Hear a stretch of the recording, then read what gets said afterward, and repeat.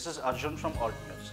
How often has it happened that you shared a link to a website on your social media account, believing it to be an authentic news source, but only to realize later that this is actually an imposter website? Now, Mr. Mohandas Pai, who is a very active social media user and a former director of Infosys, recently tweeted an article from a website called BBC News Hub.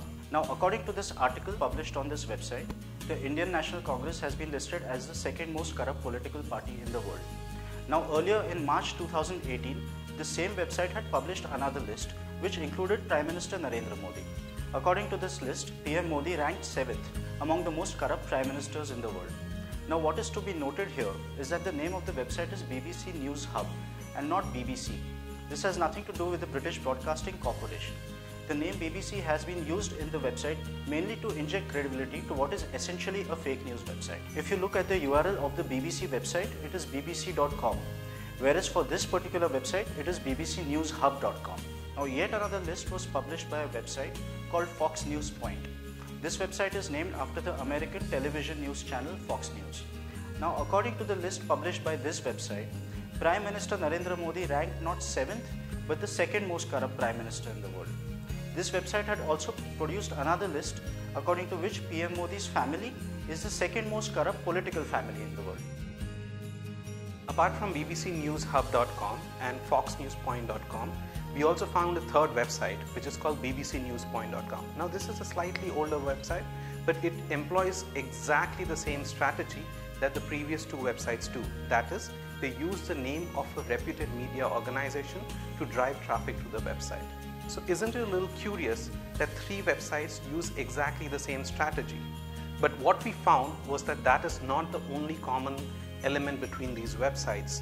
If you look at these websites, they have exactly the same layout. If you look at the top of the website, if you look at the categories that are listed at the top of the website, all the three websites have exactly the same categories.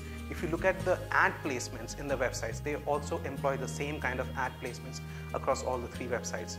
If you look at their About Us page, you'll see that the subsections in the About Us page and the language used are all almost identical. So this points to that it is possible that there's a common team which is running all these three websites.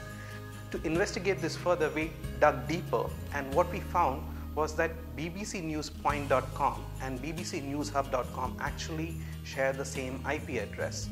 And foxnewspoint.com, while it doesn't share the same IP address, it is hosted on the same server farm. So essentially, all these three websites are being run by the same team and employ the same strategy to fool people into believing that these are reputed media organizations.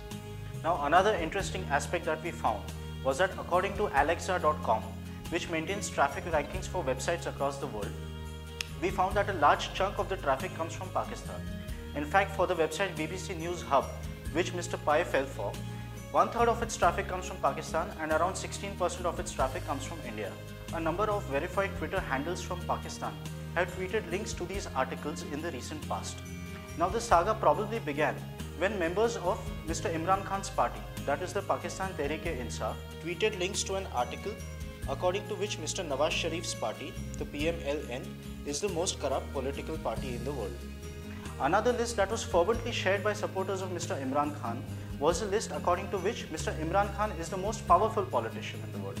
In conclusion, all these lists are fake, whether it is one ranking political parties according to the corruption or ranking leaders according to this corruption. There's no such survey which does all these rankings.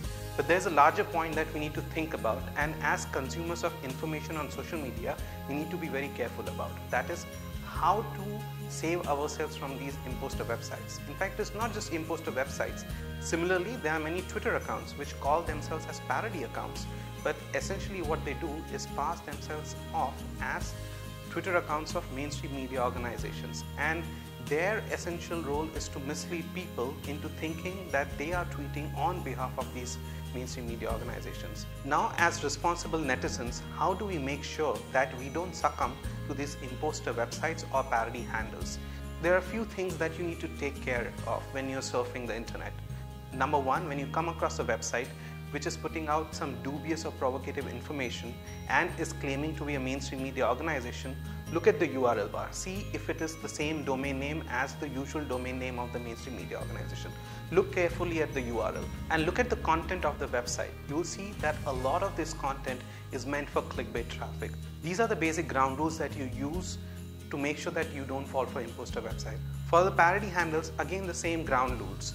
Look at the logo, look at the Twitter handle, you look at the whole account carefully, look at the number of followers, see whether it has a verified tick sign or not.